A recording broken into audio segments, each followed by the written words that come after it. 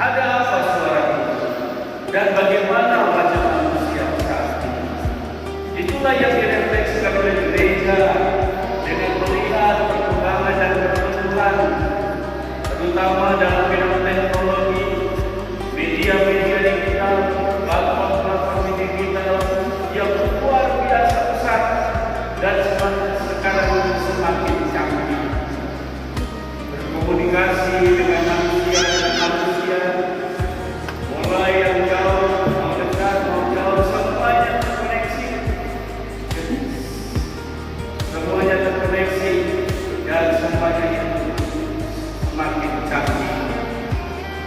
Ya, Bapak Ibu punya anak ada di Jogja, ada di Amerika, serasa dekat di mata. Betul kan tidak? Malam-malam video call, ada. Kemudian kita apa di sebelah sana itu? Oh, ada di Amerika. Coba dulu kita membayangkan Amerika itu jauh apa. Tapi sekarang Bapak Ibu saudara-saudari, Amerika ini kalau ada saudara di sana dekat, kita video call, oh, balik layar, oh, mata apa, gedung-gedung, manusia-manusia, oh ini orang-orang Amerika, kemudian begitu. Nah, Bapak Ibu saudara-saudari, media-media saat ini, teknologi saat ini amat sangat canggih, luar biasa pertumbuhan dan kedasarannya. Bahkan Bapak Ibu saudara-saudari, manusia saat ini tidak hanya mengandalkan manusia. Manusia tidak lagi biarpun dia tinggal di kamar sendirian, bisa omong-omong, bisa berbicara, bisa berkomunikasi. Dia berkomunikasi dengan siapa? Kalau di kamar sendiri tidak ada orang, baru omong-omong sendiri, berkomunikasi sendiri. Dia bicara dengan apa? Dia bicara dengan HP. Sekarang ada banyak aplikasi yang membuat kita bisa berbicara sendiri diam-diam. Apa kabar? Kita menganggap HP ini dia punya tete. Saya rindu saya punya mama, saya rindu saya punya bapak yang sudah meninggal. Lalu kemudian kita mulai ngomong dengan apa? Dengan AI, dengan gemini, dengan kecanggihan-kecanggihan yang suaranya hampir persis dengan kita punya suara. Suaranya hampir sama persis dengan suara aslinya. Ada sebuah film yang diunggah oleh Komisi Komunikasi Sosial Konferensi Gereja Indonesia yang hari ini saya akan juga upload di YouTube Komsas 40 Waris Solo. Dalam film itu ada seorang muda perempuan dari itu sekali menjadi mama. Lalu sebenarnya dia tidur, dia mulai menggunakan HP, masukkan aplikasi dan berbicara, mama, ya apa kabar? Baik mama. Mama bagaimana? Saya baik-baik saja. Orang tuanya, ayahnya ini mamanya ada datang kan? Lalu dia masuk ke kamar. Kau ada bicara dengan mama? Iya. Di mana mama? Mama ada hadir? Ada datang? Padahal mama sudah meninggal. Apa yang dia bicara? Dia bicara dengan HP. Dia bicara dengan HP. HP-nya dia masukkan aplikasi, masukkan aplikasi suara mama yang dulu. Lalu dia bicara seperti suara mama. Sekarang banyak sekali video-video hoax, video-video tipu-tipu hoax yang menggunakan suara Jokowi, yang menggunakan suara ini, suara itu, masukkan lalu seakan-akan ini adalah sebuah Jokowi. Banyak tokoh-tokoh nasional dipakai untuk penjualan obat. Ya toh? Kalau kita masuk TikTok, masuk YouTube, ada banyak dipakai untuk itu.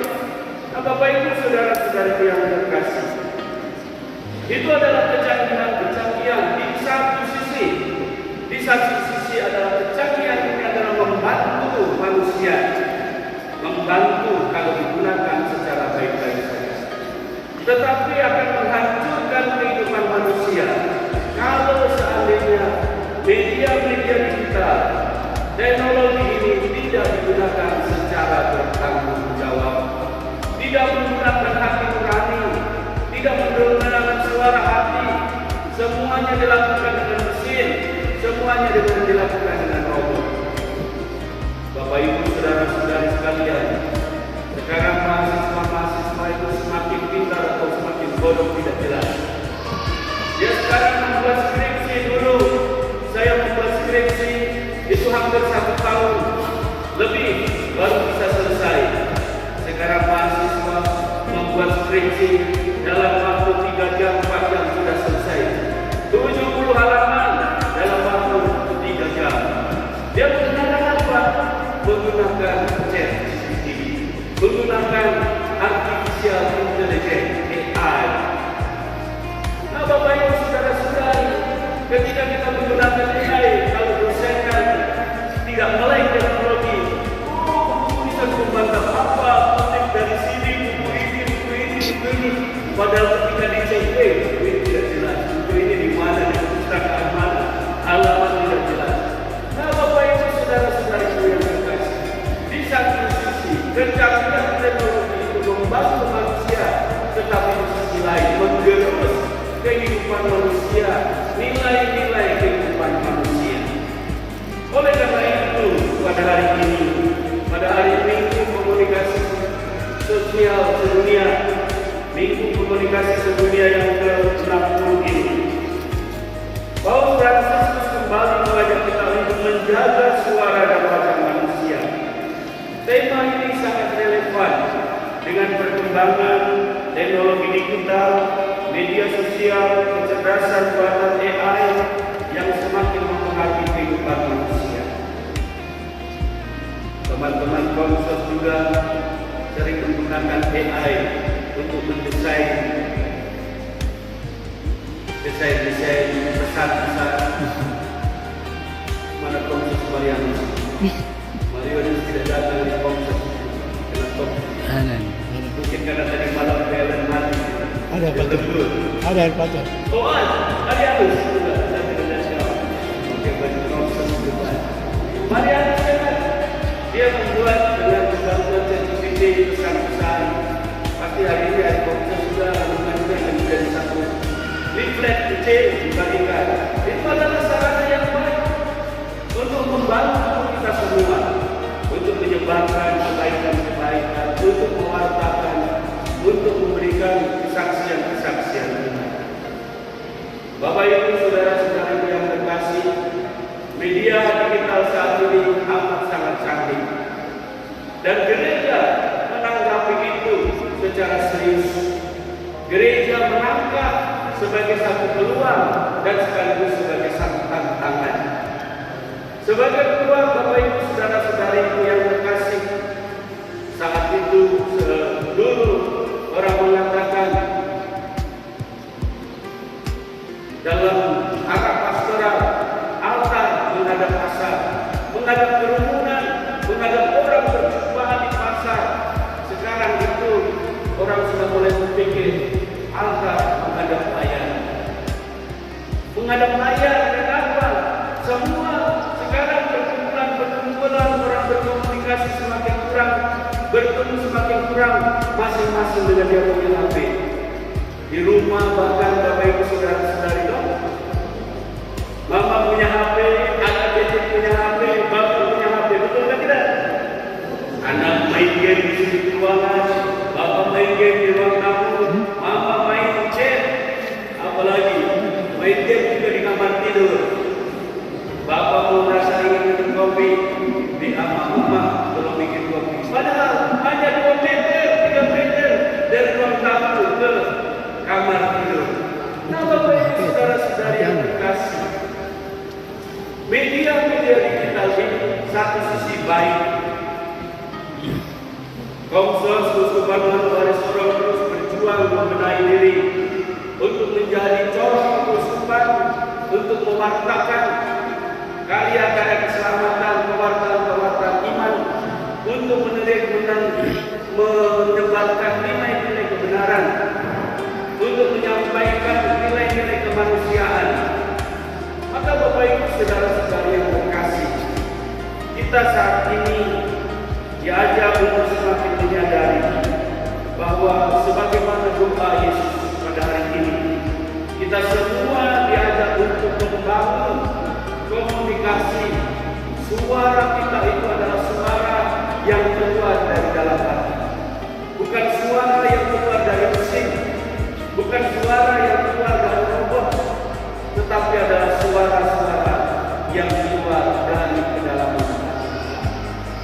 Berkomunikasi Bapak Ibu Saudara-saudari, komunikasi itu bukan hanya soal omong, bukan hanya menyampaikan informasi, tetapi sekaligus komunikasi itu adalah menghadirkan diri, membangun kehidupan, menghadirkan diri, membangun kehidupan yang bersama, membentuk sebuah komunitas persekutuan.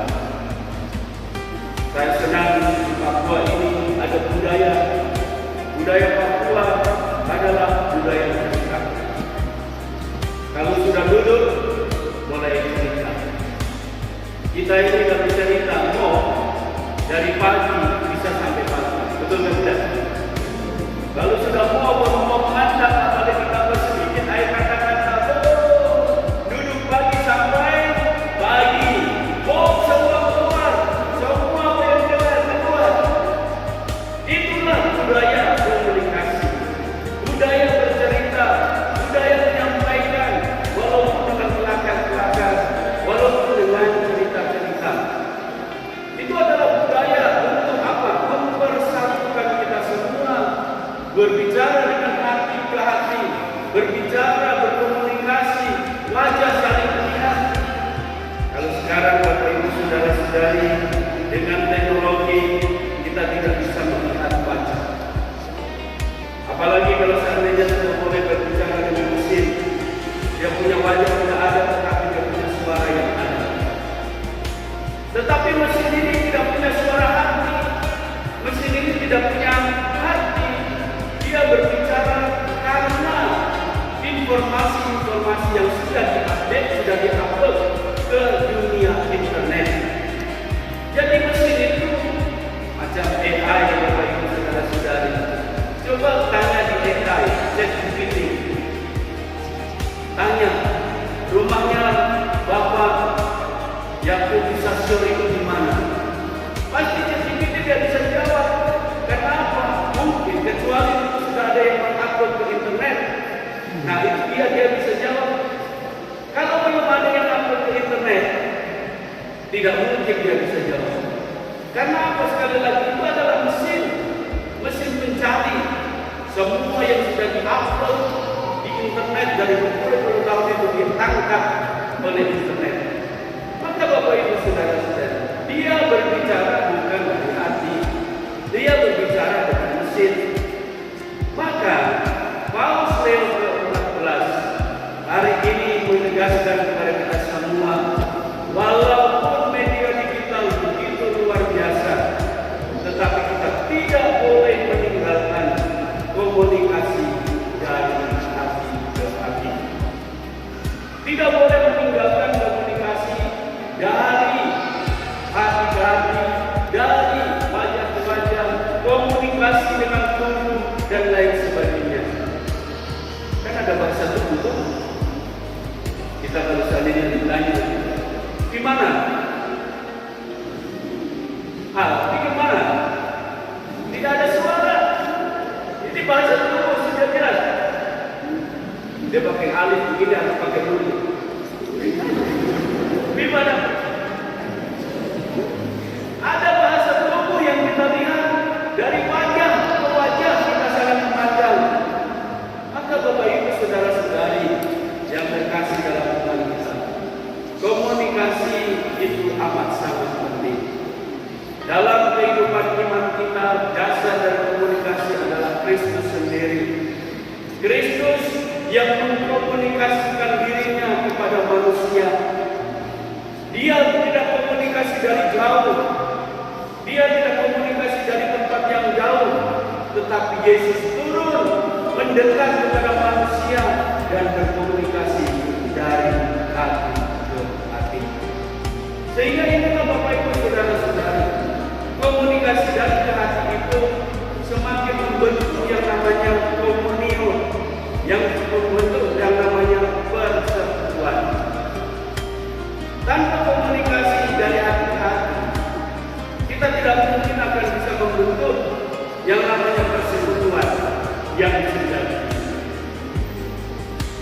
Bapak Ibu Saudara Saudari coba angkat tangan yang saat ini punya Facebook.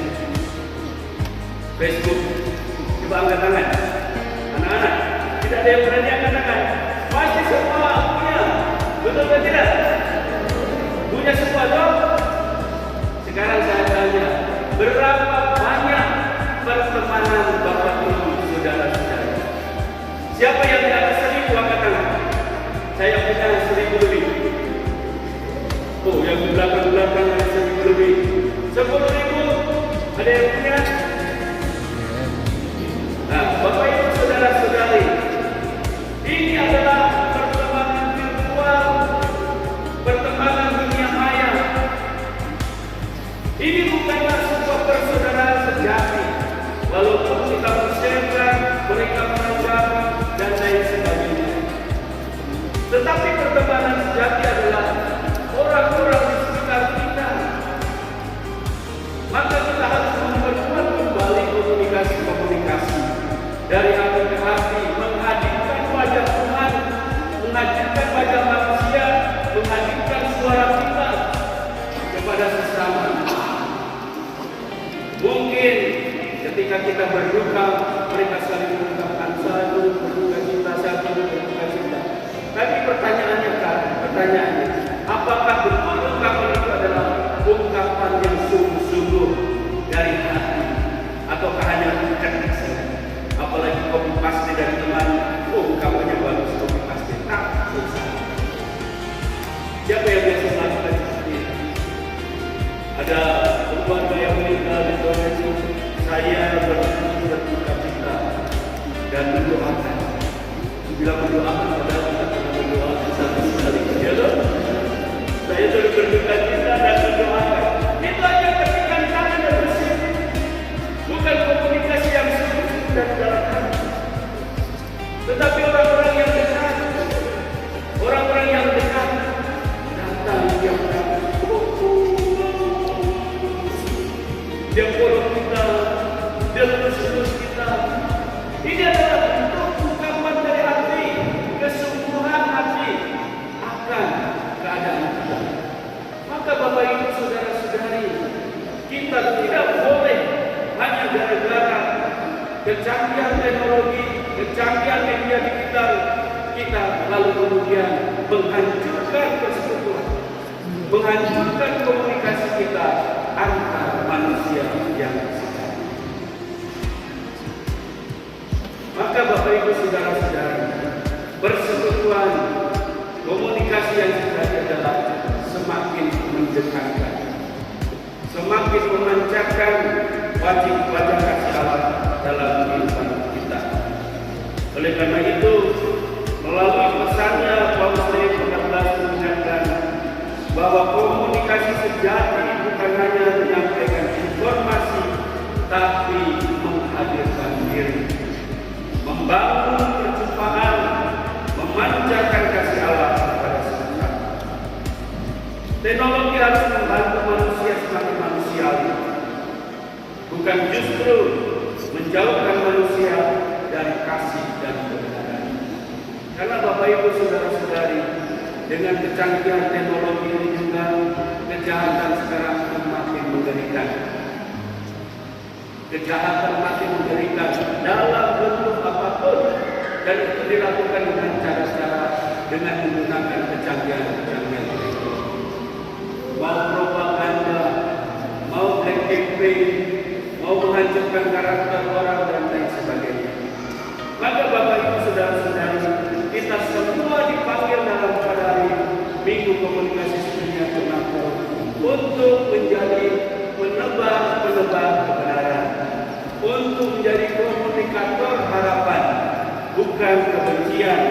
Terutama generasi muda dipanggil untuk menggunakan teknologi untuk menghadirkan terang Kristus di tengah dunia kita. Bukan untuk saling mengungkapkan ujaran-ujaran kebencian, menyebar kebencian, tetapi kita harus membawa damai. Saya kadang-kadang melihat platform digital, media mau TikTok, mau Facebook, mau status WhatsApp. Kalau orang yang sudah mulai marah dengan suami marah